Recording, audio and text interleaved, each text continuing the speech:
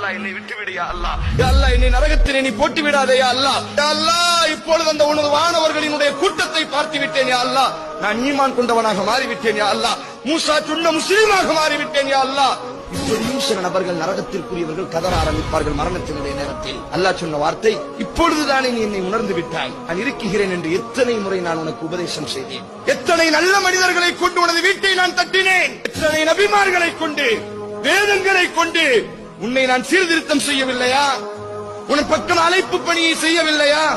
உன் வீட்டை எனது தூதர் தட்டவில்லையா? நல்ல மனிதர்கள் எல்லாம் உனக்கு உபதேசம் செய்யவில்லையா? செய்த அவகாசத்தை எல்லாம் பாவத்திற்காக வேண்டி பயன்படுத்தி விட்டேன்.